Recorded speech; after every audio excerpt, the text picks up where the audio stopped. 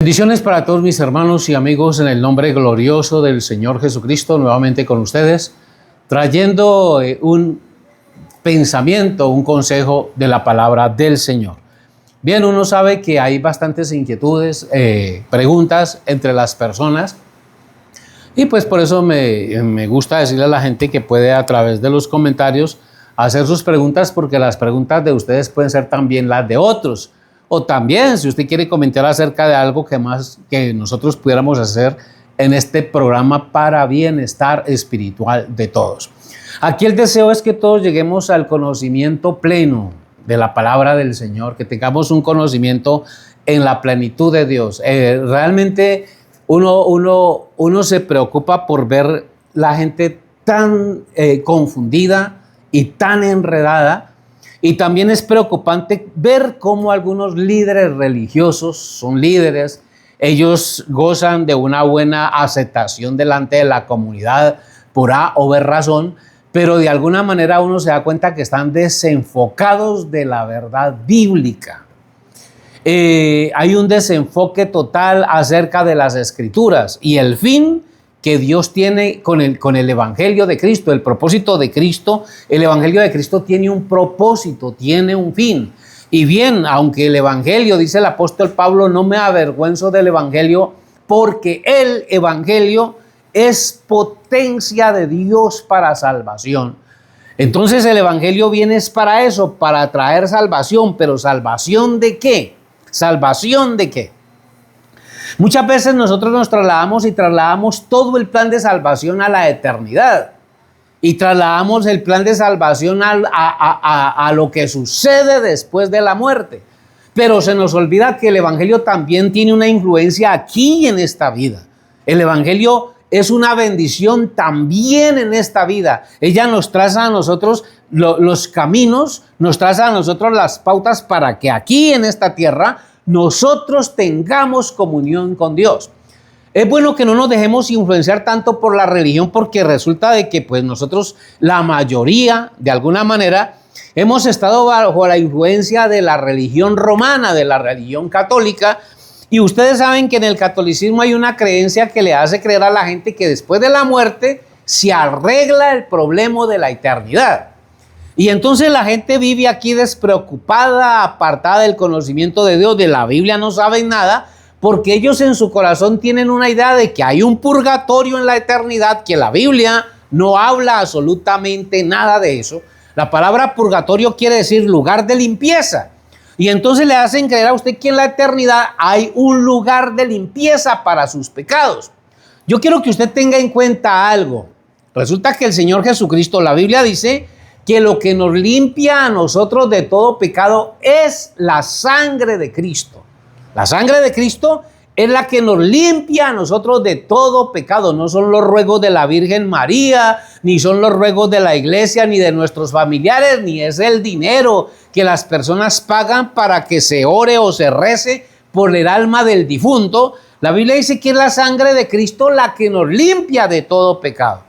Y esa sangre de Cristo fue derramada aquí en esta tierra para que los que vivimos aquí en esta tierra aceptemos ese sacrificio de Cristo y seamos lavados por medio de la fe a través de su preciosa sangre. Es decir, que lo que me limpia a mí de todo pecado es la aceptación, es la fe, es el creer en la sangre del Señor Jesucristo, que es la que me da a mí expiación para con el Padre, para con Dios.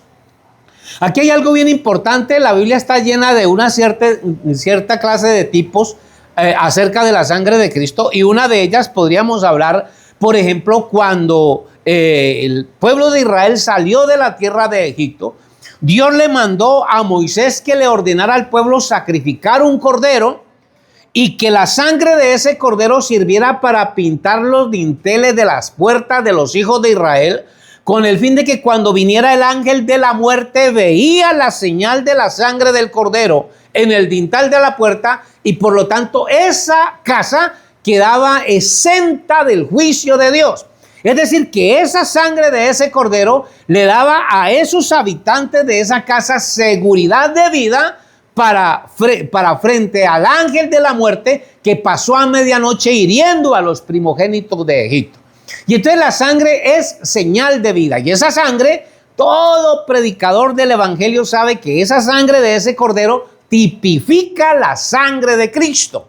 Por eso Juan el Bautista, cuando ve a Jesús, dice: este es el Cordero de Dios que quita el pecado del mundo.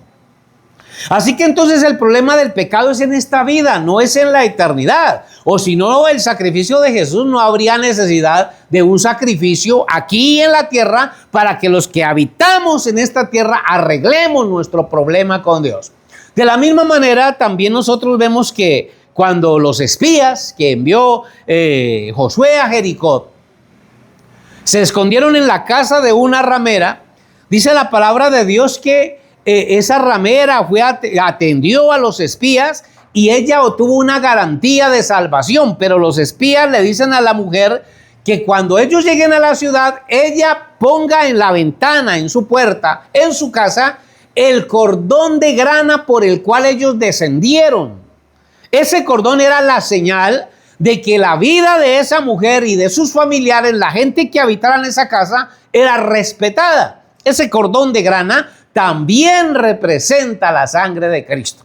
Entonces aquí el problema hay que arreglarlo, es aquí en esta tierra.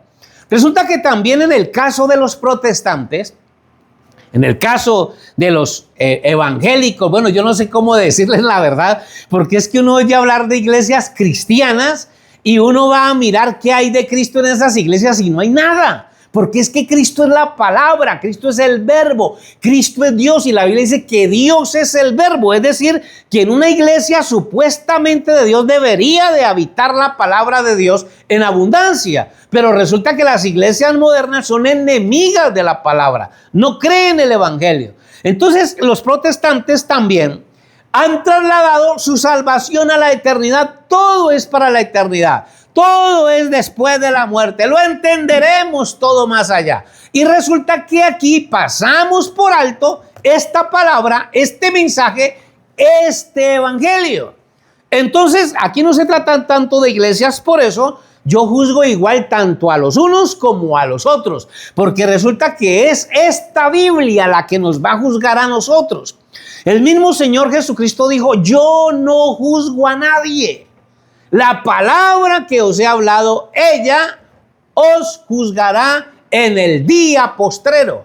A decir que entonces nosotros somos juzgados es por lo que está escrito en esta Biblia. Es por las enseñanzas de esta Biblia. Y cuando su iglesia no cuadra con esta Biblia, pues a mí me da mucha pena. Yo tengo que decirles a algunos creyentes, algunos se enojan porque ellos están en iglesias que dicen: somos la iglesia que predica lo que la Biblia enseña. Y pues a mí me gusta decirles: pues vamos a probar a ver si es verdad eso. Vamos a examinar cada enseñanza de esa iglesia a ver si pasa por la Biblia. Y entonces usted se da cuenta que realmente se rajan con las enseñanzas, doctrinas y principios que esta Biblia enseña. El apóstol Pablo, como ya ha enseñado en otras enseñanzas anteriores, Pablo dice en el capítulo 1 de Gálatas, dice que si alguien viene predicando a otro Jesús u otro evangelio del que les hemos predicado, dice el apóstol Pablo, es anatema, es decir, es maldición, predicar cosas diferentes a las que Jesús enseñó y a las que enseñaron sus discípulos. Y entonces cuando usted hace ese examen a la luz de la Biblia, se rajan. La Biblia dice que hay que examinar a los espíritus si son de Dios. Ahora, si Dios nos manda a examinar a los espíritus si son de Dios, es porque Dios nos dio herramientas para examinar a esos espíritus. ¿Con qué herramientas examinamos nosotros a los espíritus? A ver, ¿con la doctrina de una iglesia? ¿Con las enseñanzas de una organización religiosa? ¿Con el catecismo? ¿Con la cartilla que le enseñan a usted diferentes iglesias? ¿O es con la palabra de Dios? La Biblia dice, no es con espada ni con ejército, sino con mi espíritu, dice el Señor. Y el Espíritu de Dios es su palabra. Las palabras que os he hablado son espíritu y son vida. Así que entonces hay que examinar cada enseñanza a la luz de la Biblia. No nos enojemos, no nos pongamos bravos. Si todos tienen la Biblia, yo siempre he dicho, todas las iglesias dicen que la Biblia, los católicos se jactan que ellos fueron las que la escribieron, que ellos hicieron la recopilación de los libros, que ellos la tradujeron, que ellos hicieron los arreglos, pero no creen en ella. Y entonces uno dice, ¿y entonces de qué sirve tanto esfuerzo y todo lo que han hecho si la echan a un lado y en lugar le dan prioridad a tradiciones de hombres? El Señor Jesucristo dice en el capítulo 15 de San Mateo, capítulo 15, y el versículo 1 dice: entonces se acercaron a Jesús ciertos escribas y fariseos de Jerusalén, diciendo: ¿por qué tus discípulos quebrantan la tradición de los ancianos? Es decir, ¿por qué tus discípulos no hacen lo que los ancianos enseñan? ¿Por qué tus discípulos no guardan los mandamientos de los ancianos? ¿Por qué no se lavan las manos cuando comen pan? Note usted, por lo que estos supuestos cristianos cuestionan al Señor Jesús. Ojo, que ellos no están cuestionando a cualquier creyente de iglesia o evangélico o religioso. Están cuestionando a Jesús. Respondiendo, él le dijo: ¿por qué también vosotros quebrantáis el mandamiento de Dios por vuestra tradición? Jesús se les va con la palabra de Dios, con los mandamientos de Dios. Y el Señor Jesús le dice: bueno, y entonces ustedes, ¿por qué quebrantan el mandamiento de Dios por vuestra tradición? ¿Por qué es más importante su tradición que los mandamientos de Dios? ¿Usted no cree que vale la pena que nosotros nos hagamos la misma pregunta? ¿Por qué los mandamientos de Dios no valen? ¿Por qué lo que la Biblia dice no vale? Y le damos más lugar a lo que dicen los supuestos ancianos. Los ancianos de la época eran los líderes de la religión, de los escribas y fariseos. Y dice Jesús, verso 4, porque Dios mandó diciendo, ¿quién mandó? Dios. Dios mandó diciendo: honra a tu padre y a tu madre, y el que maldiga al padre o a la madre muera irremisiblemente. ¿Quién mandó eso? Dios. Y Jesús dice: pero vosotros decís, es decir, pero ustedes cambiaron el mandamiento. Cualquiera que diga a su padre o a su madre: perdone papá, perdone mamá, pero lo que le iba a dar a usted es para la iglesia. Lo que le iba a dar a usted es para la obra del Señor. Es mi ofrenda a Dios todo aquello con que pudiera ayudarte. Y entonces dicen los ancianos, la religión, la tradición dice: ya no ha de honrar a su padre o a su madre. Dice: así habéis invalidado el mandamiento de Dios por vuestra tradición, dice Jesús. Y luego Jesús se calienta un poquito de ánimo porque les dice: hipócritas. Qué tremendo. Yo siempre he dicho, ¿qué pasaría si Jesús estuviera en carne hoy aquí entre nosotros? ¿Qué pasaría si Jesús, el hombre Jesús, el hijo de María, el hombre, el humano aquel, porque todo el mundo dice que Él es Dios? Pero si lo tuviéramos al frente, ¿seríamos capaces de reconocer a Dios en carne? Porque Él todavía se manifiesta en carne. Dice: hipócritas, bien profetizó de vosotros Isaías cuando dijo: este pueblo de labios me honra, mas su corazón está lejos de mí. Pues en vano me honran, enseñando como doctrinas mandamientos de hombres. Les pregunto a ustedes, oyentes, ¿será que estas escrituras le caen a muchos de estos evangélicos modernos o religiosos modernos? ¿Ustedes qué dicen? A ver, ¿ustedes qué dicen? Seamos jueces. ¿Será que esto le cae a muchos predicadores y supuestos ungidos hoy en día? Dice la Biblia: este pueblo de labios me honra, mas su corazón está lejos de mí. Pues en vano me honran, enseñan como doctrinas mandamientos de hombres. Y yo sí que he escuchado eso por ahí. En estos días escuchaba a un predicador diciendo, por ahí hay algunos enemigos de nuestra iglesia que están prohibiendo el hablar en lenguas, dice él, ¿no? Dice que les prohíben hablar en lenguas. No, no es que se prohíba hablar en lenguas.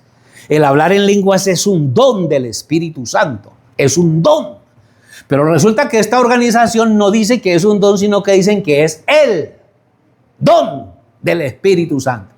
Y entonces no saben hacer la diferencia cuando Jesús habla del don del Espíritu Santo o el don de Dios y los dones del Espíritu Santo, porque son dos cosas distintas. Son dos cosas distintas.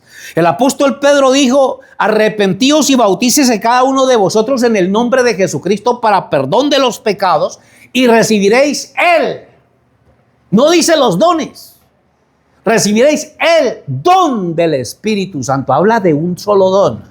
Y ese solo don lo tiene que recibir todo creyente. Porque creyente que no tenga ese don se pierde. Creyente que no tenga ese don se va para el infierno. Porque ese don sí es para salvación.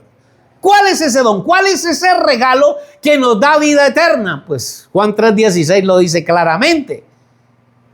De tal manera amó Dios al mundo que dio a su Hijo unigénito para que todo aquel que en Él cree no se pierda, para que todo aquel que en Él cree no se pierda, sino que tenga vida eterna.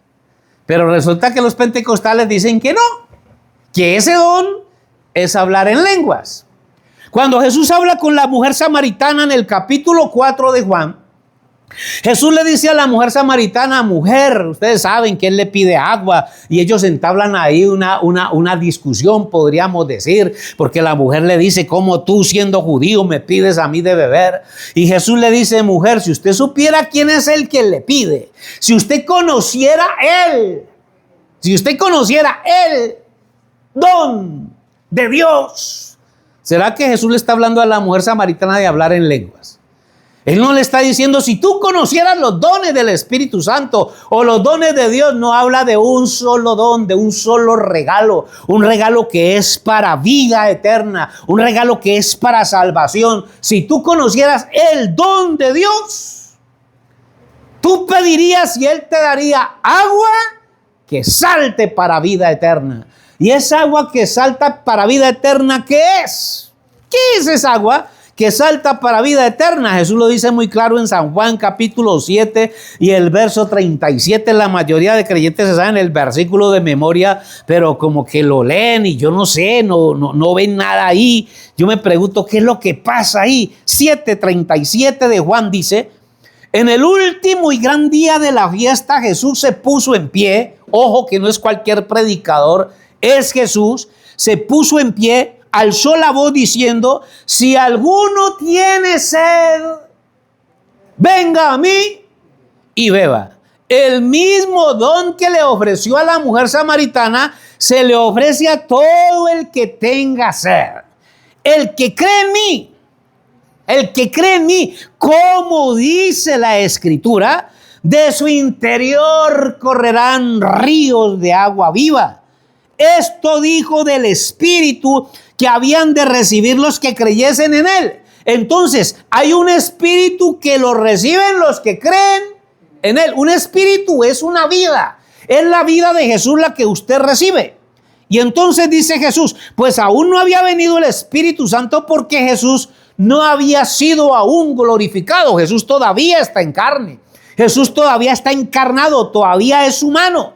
Y mientras Jesús estuviera humano, nadie había recibido el Espíritu Santo todavía. Pero cuando Jesús es glorificado, asciende a los cielos, Jesús dice, yo no lo voy a dejar huérfano, voy a venir otra vez donde ustedes, voy a volver otra vez donde ustedes. Y entonces ahora ese mensaje del Cristo resucitado, esa palabra del Cristo resucitado, dice Juan capítulo 4 y el versículo 24, Juan 4, 24, dice, Dios es espíritu y los que le adoran en espíritu y en verdad es necesario que le adoren. Y yo le pregunto a usted, si Dios es espíritu y Dios es el verbo y Dios es la palabra, entonces el espíritu de Dios es ¿qué? Pues la palabra. Pues la palabra. Y por eso Jesucristo dice, las palabras que os he hablado, 6:63 de San Juan, dice, el verso dice así, 6:63 de Juan dice, el espíritu es el que da vida. La carne para nada aprovecha. Las palabras que yo os he hablado son espíritu y son vida. Usted no recibe el Espíritu Santo por hablar en lenguas. Según el apóstol Pablo dice que el Espíritu Santo se recibe por aquí, por el oído. ¿Recibisteis el Espíritu por las obras o por el oír con fe?